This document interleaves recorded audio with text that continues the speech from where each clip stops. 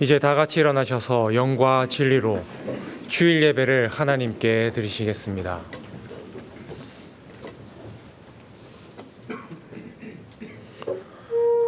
두려워하지 말라. 내가 너와 함께함이라. 놀라지 말라. 나는 내 하나님이 됨이라. 내가 너를 굳세게 하리라. 참으로 너를 도와주리라. 참으로 나의 의로운 오른손으로 너를 붙들리라. 아멘.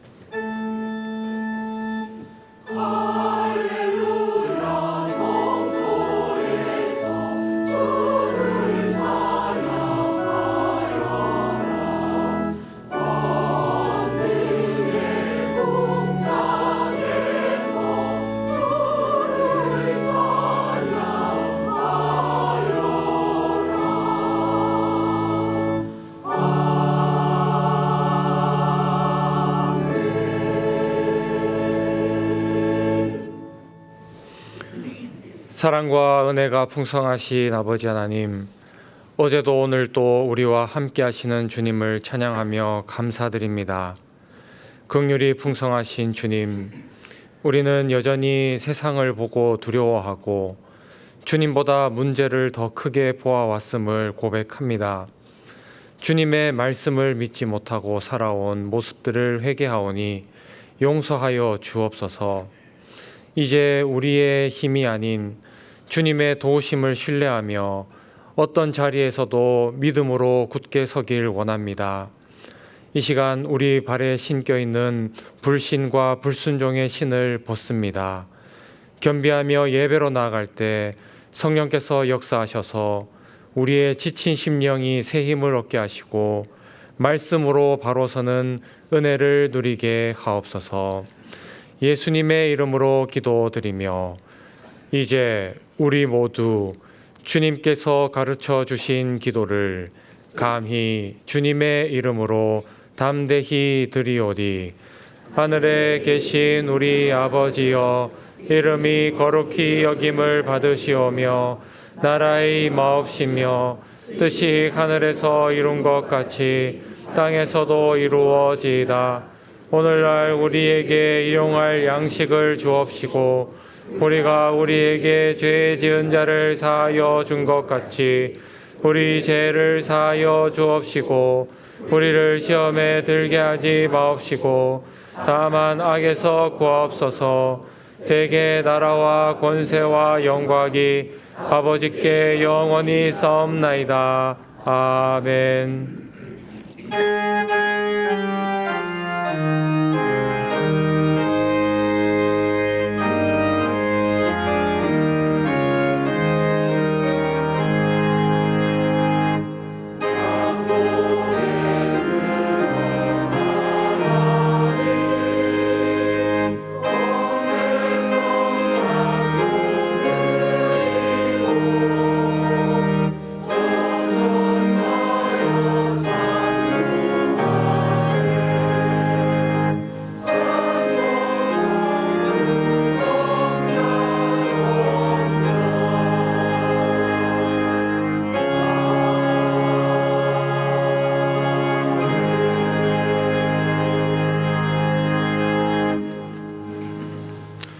교독문 76번을 함께 교독하시겠습니다.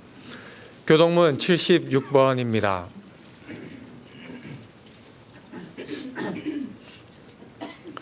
태초에 말씀이 계시니라.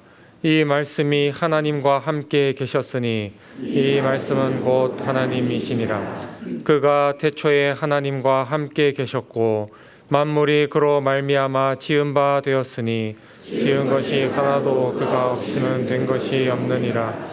그 안에 생명이 있었으니 이 생명은 사람들의 빛이라. 빛이 어둠에 비치되 어둠이 깨닫지 못하더라.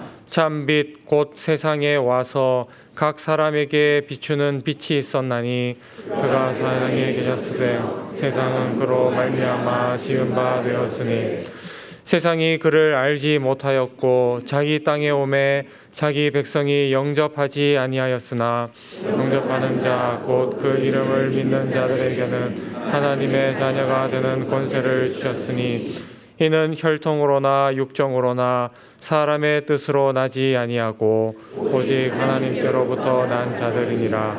말씀이 육신이 되어 우리 가운데 거하심에 우리가 그의 영광을 보니 아버지의 독생자의 영광이요 은혜와 진리가 충만하더라. 아멘.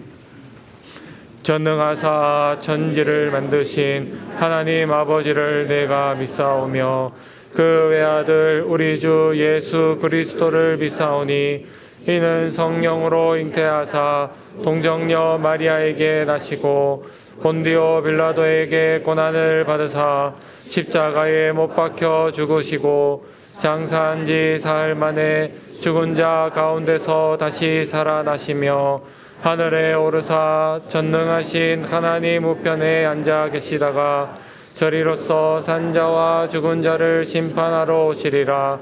성령을 믿사오며 거룩한 공예와 성도가 서로 교통하는 것과 죄를 사하여 주시는 것과 몸이 다시 사는 것과 영원히 사는 것을 믿사옵나이다. 아멘.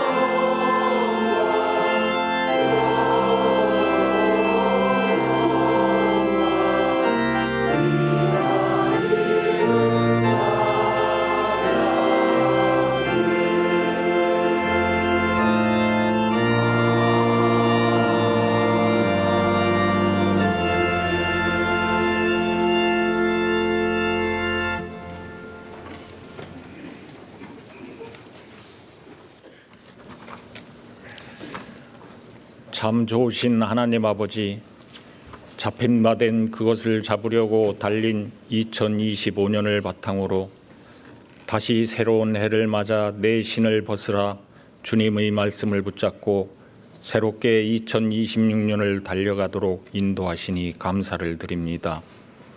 2026년 새해에는 우주 만물을 지으시고 우리를 구원하신 주님의 은총을 따라 우리 모두가 각자의 삶 속에 세워주신 믿음의 계획대로 살아갈 수 있도록 인도해 주시옵소서. 한국 기독교 100년의 신앙과 정신을 잇고 한국 기독교 200년을 향한 바른 길닫기의 사명을 갖고 양화진 애국인 선교사 묘원과 용인 한국 기독교 순교자 기념관을 더욱더 아름답게 관리하도록 100주년 기념교회와 함께하여 주시고 역사하여 주시기를 원합니다. 2026년도에도 주님의 거룩한 말씀대로 행한 여호수아처럼 모든 교우들이 자기의 신을 벗고 겸손하게 엎드린 자세로 살아갈 수 있도록 동행하여 주시옵소서. 하나님 아버지, 국가와 국민을 다스리는 의정자들에게 지혜를 주셔서 이 나라, 이 민족이 화평하게 살아갈 수 있도록 인도해 주시옵고, 지금 이 시간에도 원근 각처에서 질병으로 고통받고 신음하는 많은 환우들에게 주님의 사랑스러운 손길로 어루만져 주시사 질병에서 벗어나는 역사가 일어나게 은총을 베풀어 주시옵소서. 우리의 메마른 심령에 늘 말씀의 양식으로 먹여주시는 정한조 목사님을 강건케 붙잡아 주시고 주님께서 아름다운 목소리로 찬양을 올려드리는 아도나이 성가대와 묵묵히 소리 없이 곳곳에서 봉사하는 모든 손길 위에도 은총이 더하여지는 예배가 되게 하여 주시옵소서. 이 모든 것 참으로 좋으신 예수 그리스도의 이름으로 기도드립니다. 아멘.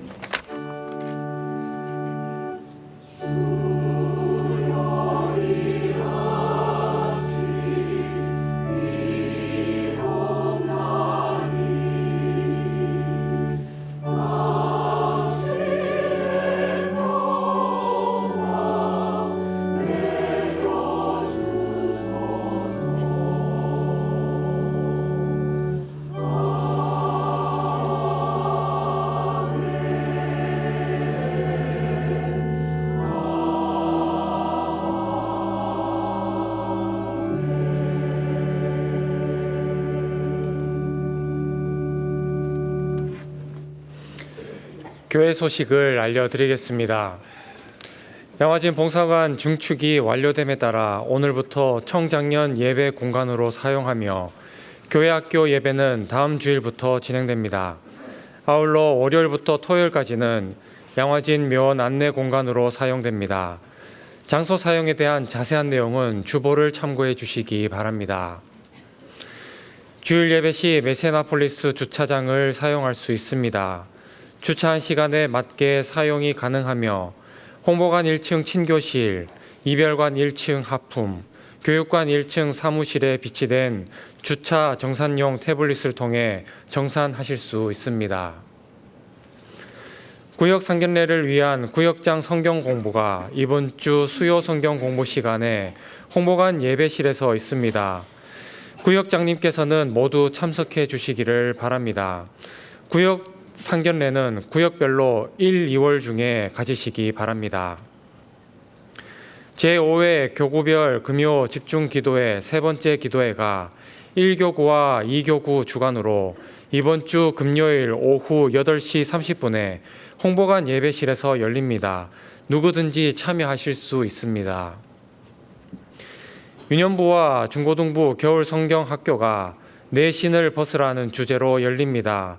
자세한 내용은 주보를 참고해 주시기 바랍니다.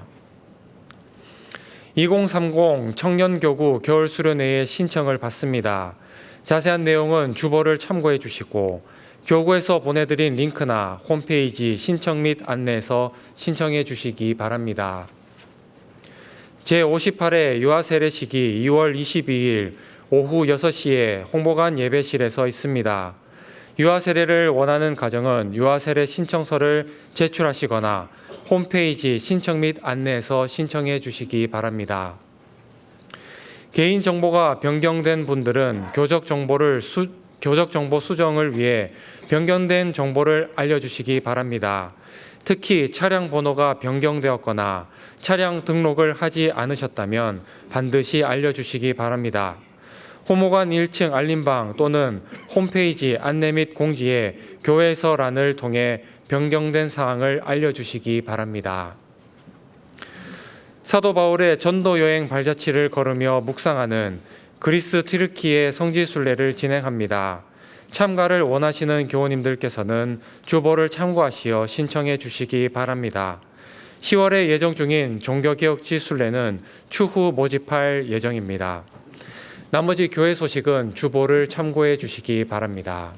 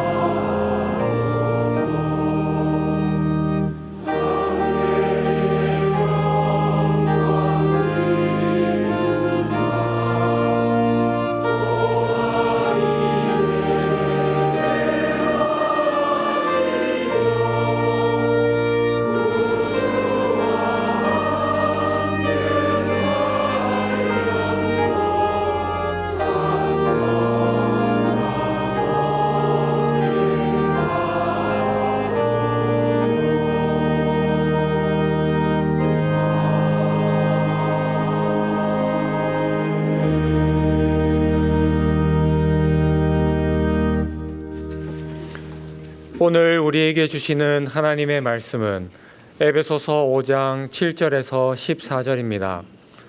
신약 성경 315쪽입니다. 에베소서 5장 7절에서 14절입니다. 제가 봉독하겠습니다. 그러므로 그들과 함께하는 자가 되지 말라. 너희가 전에는 어둠이더니 이제는 주 안에서 빛이라. 빛의 자녀들처럼 행하라. 빛의 열매는 모든 착함과 의로움과 진실함에 있느니라. 주를 기쁘시게 할 것이 무엇인가 시험하여 보라. 너희는 열매 없는 어둠의 일에 참여하지 말고 도리어 책망하라. 그들이 은밀히 행하는 것들은 말하기도 부끄러운 것들이라. 그러나 책망을 받는 모든 것은 빛으로 말미암아 드러나나니 드러나는 것마다 빛이니라.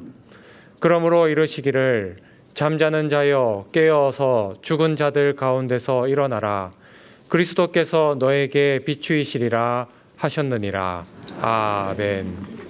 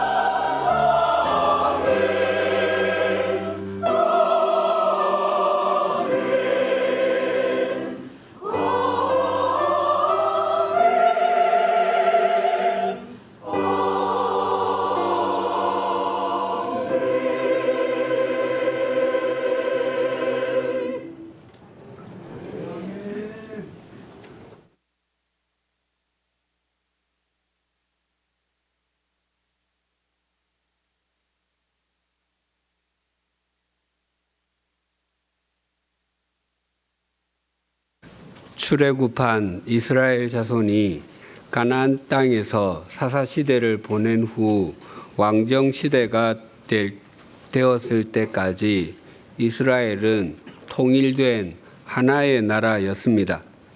하지만 솔로몬 왕이 죽은 후에 그들은 북이스라엘과 남유다로 나뉘어졌습니다. 북이스라엘은 주전 722년에 아수르 제국에 의해서 무너졌습니다. 하지만 남유다는 주전 586년까지 136년을 더 존속한 후에 바벨론 제국에 의해서 무너졌습니다. 그렇다고 남유다가 단 한 번 공격을 받고서 무너진 것은 아니었습니다. 남유다는 바벨론 제국으로부터 3번, 주전 605년, 주전 598년, 그리고 주전 586년 이렇게 3번의 공격을 받았습니다. 바벨론 제국은 공격할 때마다 적지 않은 남유다 백성을 바벨론 제국으로 포로로 끌고 갔습니다. 남유다가 1차 공격을 받았을 때 포로가 된 대표적인 사람이 다니엘입니다.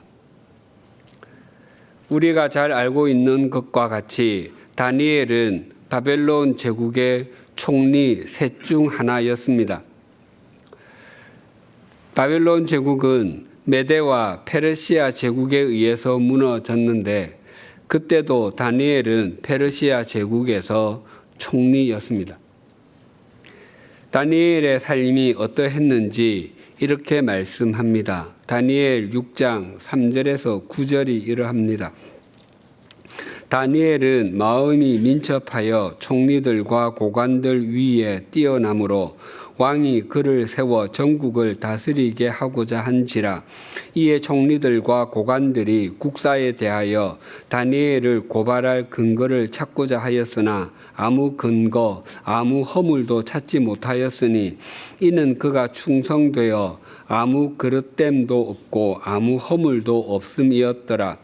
그들이 이르되 이 다니엘은 그 하나님의 율법에서 근거를 찾지 못하면 고발할 수 없으리라 하고 이에 총리들과 고관들이 모여 왕에게 나아가서 그에게 말하되 다리오 왕이여 만수무강하옵소서. 나라의 모든 총리와 지사와 총독과 법관과 관원이 의논하고 왕에게 한 법률을 세우며 한 금령을 정하실 것을 구하나이다. 왕이여 그것은 곧 이제부터 30일 동안에 누구든지 왕 외에 어떤 신에게나 사람에게 무엇을 구하면 사자굴에 던져 넣기로 한 것이니이다. 그런즉 왕이여 원하건대 금령을 세우시고 그 조서에 왕의 도장을 찍어 메대와 바사에 고치지 아니하는 규례를 따라 그것을 다시 고치지 못하게 하옵소서 하며 이에 다리오 왕이 조서에 왕의 도장을 찍어 금령을 내니라. 주전 605년 여호야김 왕 때 바벨론 제국의 느부갓네살 왕이 예루살렘을 1차로 공격했는데 그때 다니엘은 볼모가 되어 바벨론으로 왔습니다. 그때 다니엘은 16살 내외의 청소년 시기였을 것으로 봅니다. 그리고 왕 외에 다른 신이나 사람에게 무엇을 구하면 사자굴에 던져지게 되는 칙령이 공포된 때는 주전 538년경이었습니다. 그러니까 다니엘이 잡혀왔을 때와 사자굴 사건이 있을 때 사이에는 약 67년의 간격이 있습니다. 그래서 사자굴 사건이 있을 때 다니엘의 나이는 83세 정도이었을 것입니다. 사자굴 속에 있는 다니엘을 그린 애니메이션이나 그림 중에 다니엘을 청장년으로 표현하는 것들이 있는데 그것은 바르지 않습니다. 다니엘은 최소한 5명의 왕을 섬겼습니다. 그리고 그가 끌려올 때는 바벨론 제국이었는데 사자굴에 들어갈 때는 바벨론 제국이 망하고 페르시아 제국이 출범할 때였습니다. 그럼에도 그는 여전히 총리에 있었습니다. 우리나라에서 대통령 임기 5년 동안 국무총리, 장차관이 몇 번씩 바뀝니다. 그러나 다니엘은 왕이 바뀌어도 총리였고 제국이 바뀌어도 총리였습니다. 더구나 적국에서 말입니다. 그래서 다니엘은 훌륭하고 대단합니다. 또한 남유다가 아닌 이방 땅이었기 때문에 다니엘에게는 정치적인 계파와 같은 것이 있을 수가 없었고 적지 않은 신하들 가운데 그의 편은 아무도 없었습니다. 다니엘의 반대편에 있던 사람들이 합심해서 다니엘의 허물을 찾았지만 찾을 수가 없었습니다. 지금으로 하면 혹시 돈으로 책 잡을 것이 있는가 해서 그와 관련된 장부를 다 뒤져보고 계좌 추적도 다 해봤지만 1원 하나 틀리지 않았습니다. 혹시 사생활에 문제가 있지 않을까 해서 휴대전화 통화 내역을 조사해 봤더니 전부 업무와 관련된 일들만 나왔습니다. 다니엘을 반대하는 사람들에게는 막강한 권력도 있었을 것이고 막대한 자금력도 있었을 것이고 광범위한 정보력도 있었을 것입니다. 하지만 다니엘을 비난할 만한 것을 찾을 수가 없었습니다. 다니엘의 삶과 믿음이 충성되어 그릇됨이 없었고 허물이 없었다는 것이 반대자들의 시각에서 볼 때 그러했다는 것이기에 그의 인생은 더더욱 눈이 부십니다. 우리는 이방 땅에서 눈부신 삶을 살았던 또 한 사람을 압니다. 에스더입니다. 페르시아 제국의 아하수에로 왕 아래에서 최고의 권력을 가진 하만은 모르드게가 자신에게 절하지 않는다고 페르시아에 사는 모든 유대인들을 몰살시킬 계획을 세웠습니다.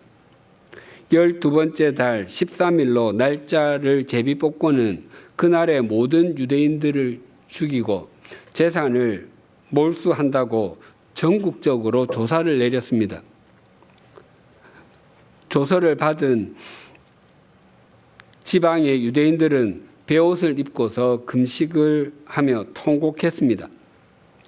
모르드게는 왕후이자 사촌인 에서드에게 사람을 보내어서 왕에게 나아가서 지금의 상황을 알리라고 전했습니다.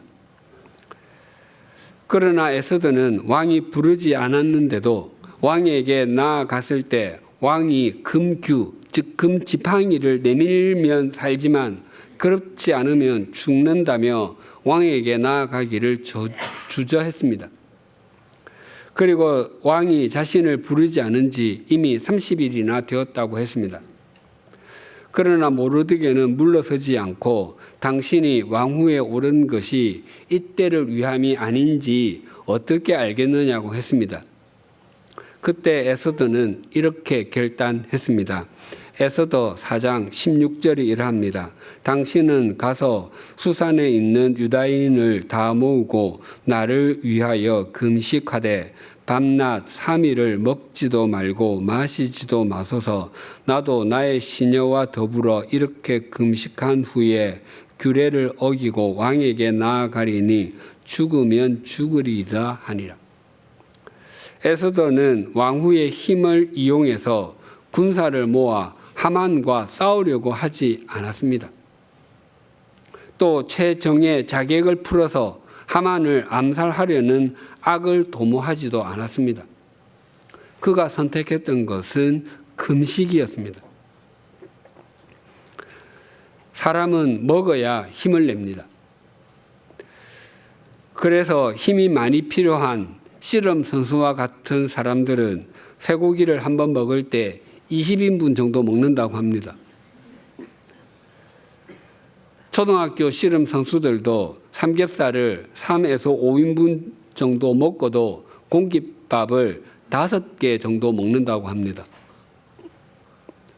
그렇게 많이 먹는 것은 먹어야 힘을 내기 때문입니다. 그래서 금식한다는 것은 내 힘의 근원은 먹는 것이 아니라 하나님께 있다는 고백입니다.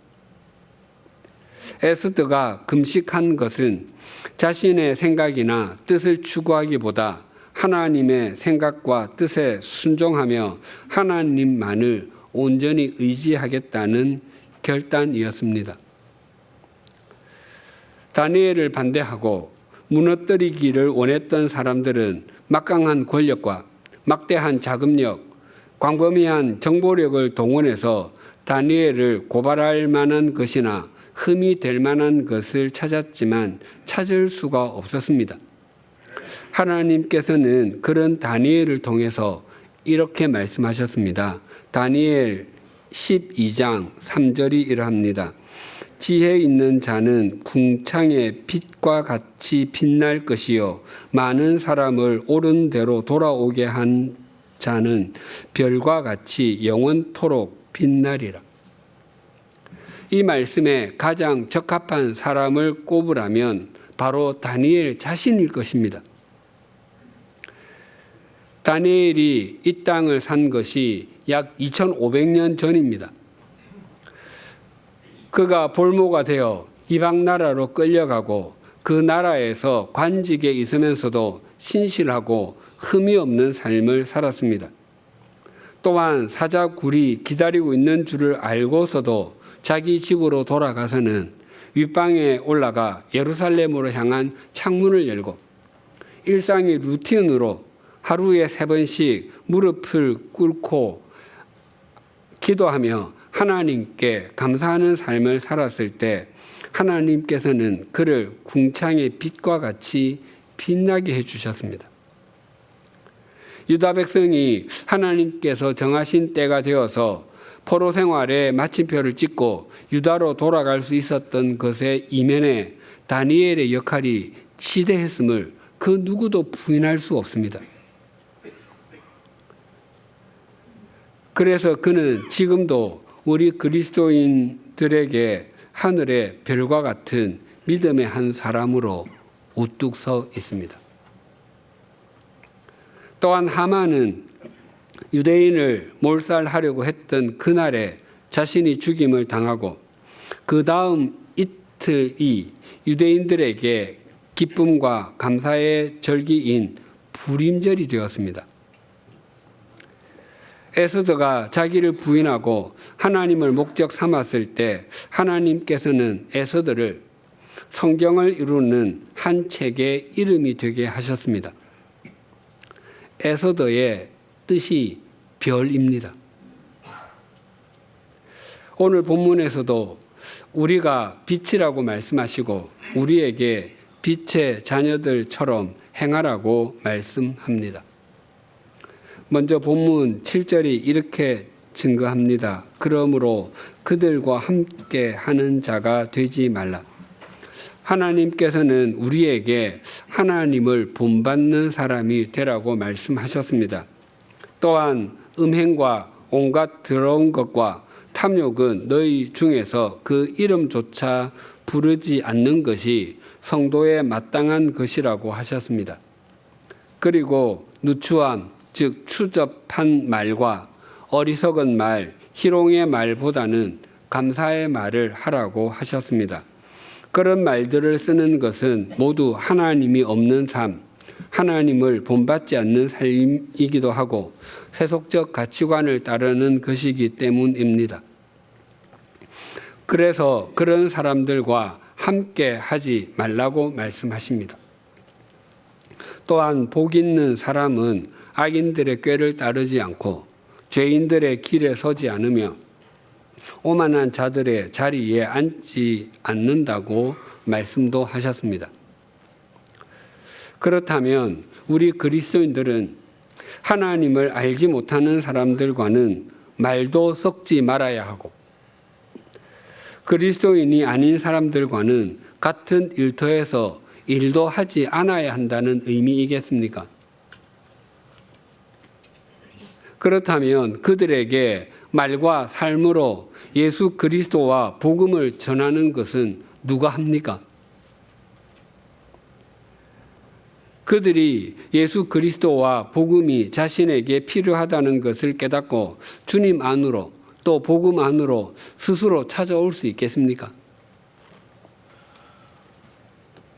하나님을 알지 못하는 사람들, 하나님을 본받지 않는 사람들인 그들과 함께하는 자가 되지 말라라고 말씀하신 것은 그들의 가치관을 따라서 살지 말라는 것입니다. 세상 사람들에게는 그들이 지금 걷고 있는 길과 그들이 걷기 원하는 길이 있습니다. 우리 그리스도인들에게도 지금 걷고 있는 길이 있고 우리가 걸어야 할 길이 있습니다. 세상 사람들의 길과 그리스도인의 길은 서로 다른 길입니다. 우리가 걸어야 할 길에서 벗어나 세상의 길을 걷지 말고 세상 사람을 주님께 인도하여 그리스도인의 길을 걷게 하라는 것입니다. 본문 8절이 이렇게 증가합니다. 너희가 전에는 어두움이더니 이제는 주 안에서 빛이라. 빛의 자녀들처럼 행하라. 하나님께서는 우리에게 하나님을 본받는 사람이 되라고 하시고 또 빛의 자녀답게 살라고 명하십니다. 우리는 모두 하나님을 우리의 창조주와 아버지로 믿고 있고 예수 그리스도를 우리의 구원자로 영접하였습니다. 그래서 우리는 하나님의 자녀가 되었고 영원한 생명을 얻었으며 그리스도와 하나님 나라의 백성이 되었습니다. 그렇다면 우리에게 남아있는 것은 하나님의 자녀답게 살아가는 것과 그리스도인의 길을 걷는 것, 하나님 나라의 시민에 걸맞게 사는 것입니다.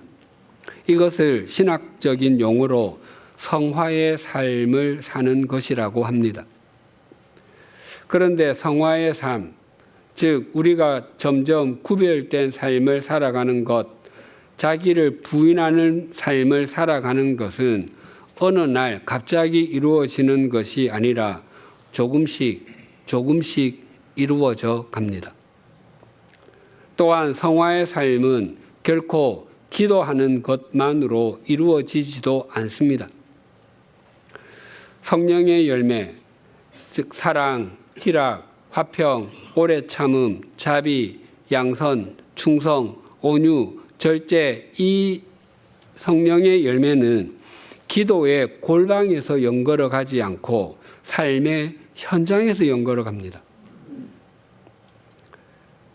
물론 그런 열매를 맺기 위해서 기도할 수 있고 또 해야 합니다. 그런 열매를 맺기 위해서 만약 기도를 드렸다면 삶의 현장에서 다른 사람을 조건 없이 수용해 주고 품어 주어야 사랑이 연걸어 갑니다. 또한 참을 수 있는 것은 당연히 참고 참을 수 없는 것에도 주님의 도우심을 힘입어 참아야 오래 참음이 달립니다. 그리고 작아 보이는 일에서부터 커 보이는 일까지 쉬워 보이는 상황에서 쉽지 않은 상황에서까지 신실해야 충성이 열립니다. 뿐만 아니라 참기 어려운 것에서부터 참기 쉬운 것에서부터 참기 어려운 것까지 자신에게서 끊어낼 줄 알아야 절제가 연결게 됩니다.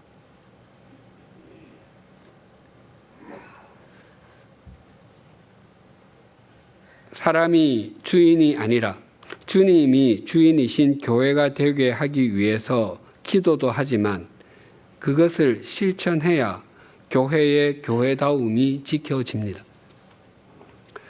소명인으로서 말씀과 삶의 일치를 이루기 위해서 기도도 해야 하지만 그렇게 살아야 목회자의 목회자다움이 지켜집니다. 그리고 예배의 생활의 예배화를 통해서 자기 부인을 신앙의 목표로 삼는 것으로 끝내지 않고 그 삶을 살아야 교인의 교인다움이 지켜집니다. 신약 성경 여러 곳에서 빛에 대해서 말씀합니다. 요한복음 8장 12절이 이러합니다. 예수께서 또 말씀하여 이르시되 나는 세상의 빛이니 나를 따르는 자는 어두움에 다니지 아니하고 생명의 빛을 얻으리라. 헬라어 문법에서 주어가 대명사일 때는 주어를 표현하지 않고 동사의 형태로 주어가 무엇인지를 나타냅니다.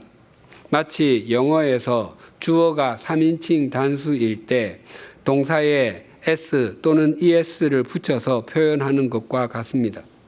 즉 헬라어의 동사의 형태를 보면 주어의 인칭, 1인칭, 2인칭, 3인칭과 수, 복수, 단수를 알 수 있다는 것입니다.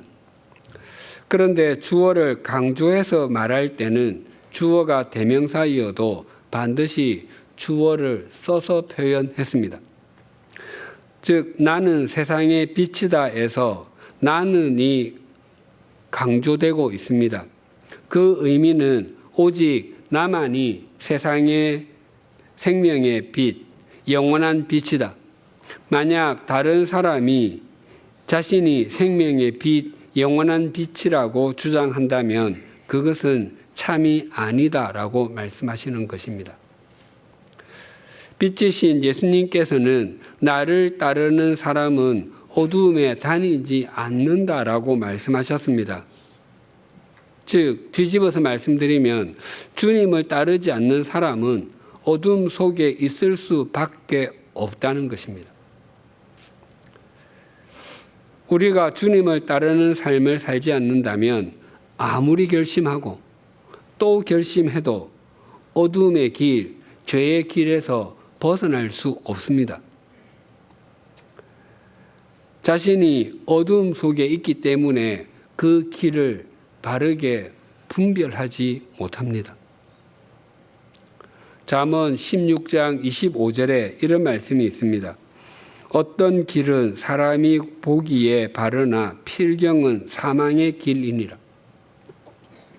보기에는 괜찮은 것 같고 바르게 선택하는 것처럼 보여도 그 길의 끝에는 죽음이 기다리고 있을 수 있습니다.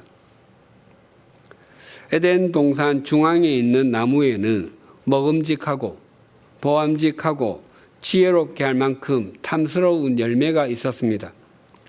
하지만 하나님께서는 그 열매를 먹으면 반드시 죽는다고 하셨습니다.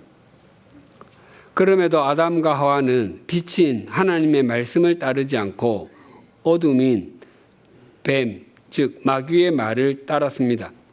그래서 그들에게 찾아온 것은 죽음, 하나님과의 관계 단절이었습니다. 삼손은 사사로 부르심을 받았습니다. 하나님께서 그에게 베풀어 주신 은혜는 특별하였습니다. 하지만 들릴라와 함께 있는 자리는 어둠만이 가득했습니다. 그 자리가 자신의 욕망은 채워주었을지는 몰라도 사사의 삶을 살지 못하게 하는 현장이었습니다. 삼손은 하나님께서 주신 힘을 잃었던 것은 말할 필요도 없고 두 눈까지 뽑히고 블레셋의 노예로 전락하고 말았습니다. 빛 속에 거하지 않았기 때문입니다.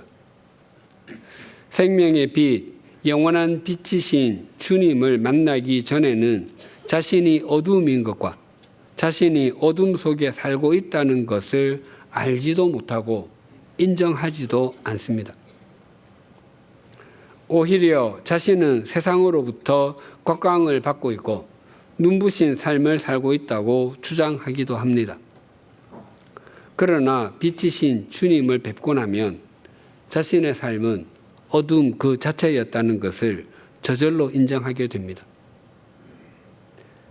마태복음 5장 14절에서 16절이 이러합니다.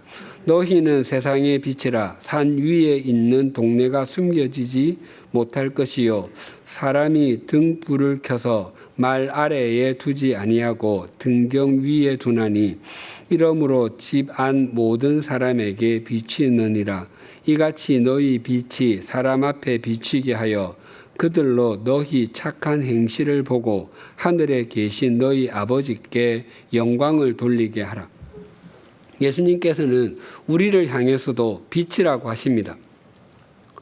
스스로 빛을 발하는 태양이 대표적인 발광체라면 태양으로부터 빛을 받아서 빛을 발하는 달은 복사체입니다.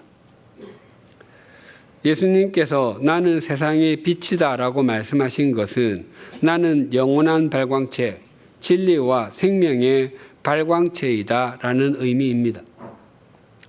또한 예수님께서 너희는 세상의 빛이다라고 말씀하신 것은 너희는 나에게서 빛을 받아서 빛으로 살아야 하는 진리와 생명의 복사체이다라는 의미입니다.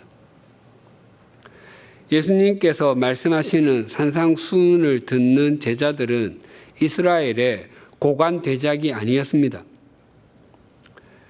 그렇다고 학문을 깊고 넓게 연구한 학자도 아니었습니다. 물론 예루살렘을 비롯한 여러 항구 도시에서 상권을 쥐고 있는 부유한 사람도 아니었습니다. 제자 중 다수가 배운 것과 가진 것이 없거나 극히 적은 갈릴리의 어부 출신이었고 한 사람은 사람들로부터 손가락질을 받았던 세리가 직업이었습니다. 예수님을 따랐던 제자들의 절대 다수가 지극히 평범한 사람들이었습니다. 그럼에도 예수님께서는 그들을 향해 너희는 세상의 빛이다라고 말씀하시는데 조금도 주저하지 않으셨습니다. 그들이 주님과 동행하며 빛으로 살아 로마가 변화되었고 2000년이 지나 우리에게까지 복음이 전해지게 되었습니다. 베드로전서 2장 9절이 이러합니다. 그러나 너희는 택하신 족속이요 왕같은 제사장들이요 거룩한 나라요 그의 소유가 된 백성이니 이는 너희를 어두운 데서 불러내어 그의 기이한 빛에 들어가게 하신 이에 아름다운 덕을 선포하게 하려 하심이라. 하나님께서는 우리를 택함 받은 족속이 되게 해주시고 왕같은 제사장들이 되게 해주시며 거룩한 나라 즉 민족과 하나님의 소유가 된 백성이 되게 해주셨습니다. 그 이유는 우리를 어둠에서 빛으로 인도하신 분의 덕, 업적을 선포하기 위함이라고 합니다. 우리가 뛰어나거나 우리에게 조건이 있었기 때문에 이런 은총을 받은 것이 아닌 것이 분명하다면 우리를 빛으로 들어오게 하신 분을 목적 삼고 살아가는 것이 마땅합니다. 그것이 하나님께 영광을 돌리는 것입니다. 본문 8절을 다시 봉독하겠습니다. 너희가 전에는 어둠이더니 이제는 주 안에서 빛이라. 빛의 자녀들처럼 행하라. 이 말씀에서 서로 대조가 되는 단어는 어둠과 빛, 전에는과 이제는입니다. 제가 6년 동안 사역하며 살았던 스위스 제네바에 있는 제네바 대학 안에 공원이 있는데 그 공원 한쪽에 종교개혁 기념비가 있습니다.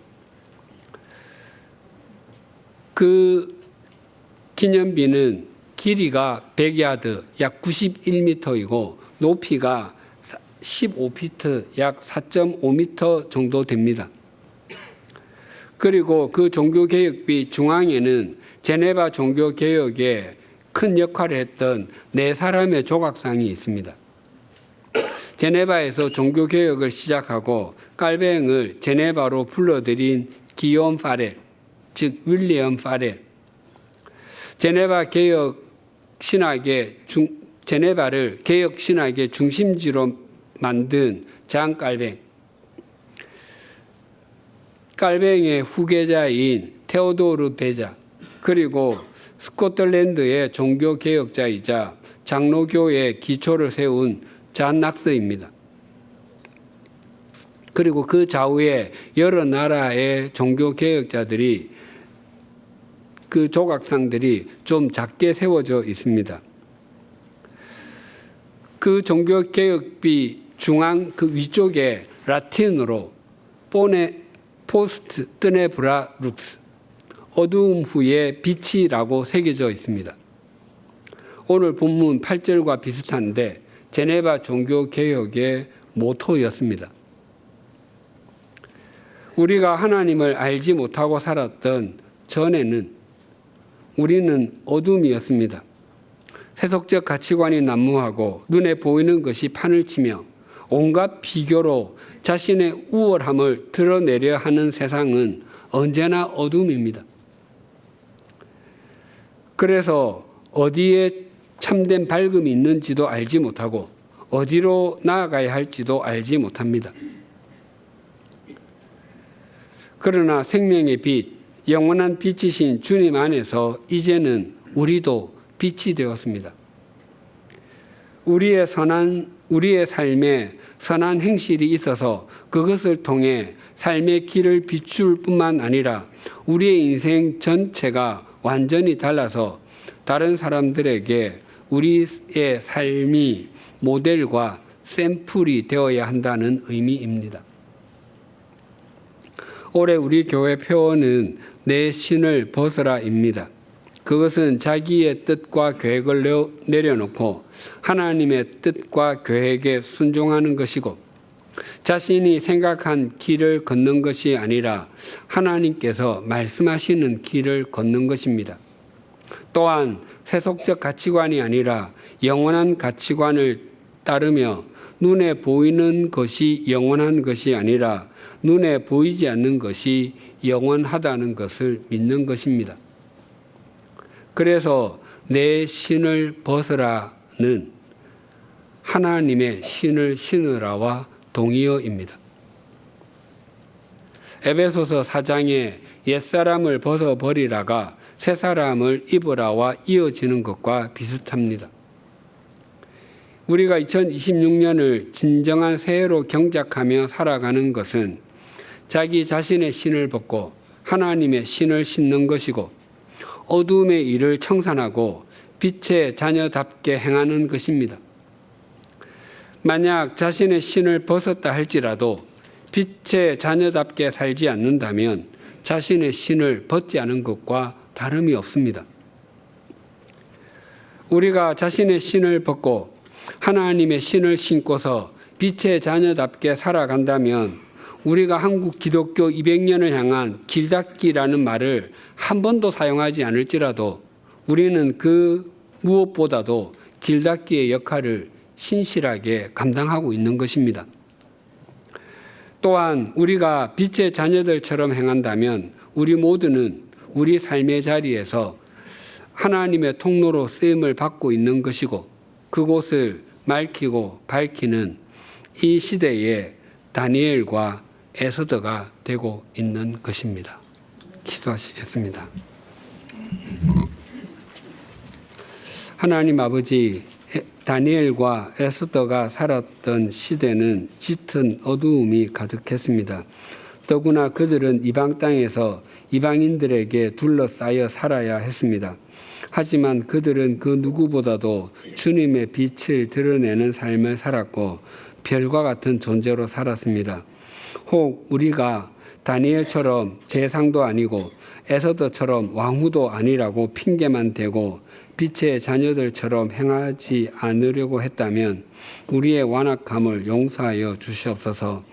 예수님께서 산상수훈에서 제자들에게 너희는 세상의 빛이다라고 말씀하실 때 그들 중 다수가 갈릴리의 어부였고 그들 대부분은 가진 것도 별로 없었고 배운 것도 적었던 사람들이었던 것을 잊지 않게 하여 주시옵소서. 자신의 환경이 좋아 보이지 않는다고 핑계를 대지 않게 하시고, 자신의 상황이 다른 사람보다 나아 보이지 않는다고 원망하지도 않게 하여 주시옵소서. 전에는 어두움이었던 우리를 이제는 주님 안에서 빛이 되게 해주셔서 감사합니다. 주님의 말씀에 순종하여 빛의 자녀답게 행하게 하여 주시옵소서. 우리 각자가 어둠 속에 있으면서도 그것이 어둠인지도 모르는 사람들에게 빛으로 행하게 하시고, 어디로 가야 할지 몰라 헤매는 사람들에게 빛의 자녀답게 행하여 영원한 빛이신 주님을 보여주는 통로가 되게 하여 주시옵소서. 바라옵나니 우리 모두가 우리 삶의 자리에서 이 시대에 다니엘과 에스더와 같게 하여 주시옵소서. 예수님의 이름으로 기도드립니다. 아멘.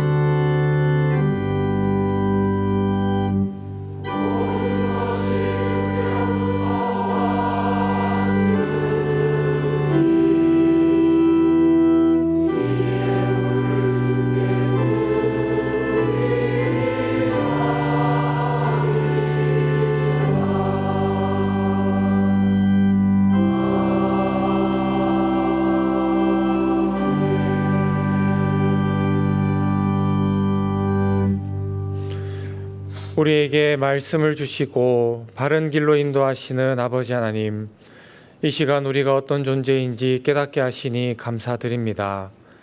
우리를 빛의 자녀로 부르시고 빛으로 행하게 하셨건만 옛사람의 어둠으로 돌아가려 했던 어리석음이 있었다면 용서하여 주옵소서. 바벨론 같고 페르시아 같은 세상 속에서도 거룩하게 구별되어 그리스도인임을 드러내며 살길 원합니다. 우리의 힘만으로는 부족하오니 빛 비추는 삶을 살 수 있도록 우리를 붙잡아 주옵소서. 말씀을 마음에 새기며 주님께 준비한 예물 올려드립니다. 기뻐 받아 주옵시고 이 시대의 어둠 가운데 있는 수많은 영혼들에게 빛 되신 주님을 증거하고 안내하는데 모두 사용되도록 역사하여 주옵소서. 예수님의 이름으로 봉헌 기도드립니다. 아멘. 주위에 계신 분들과 인사 나누시겠습니다.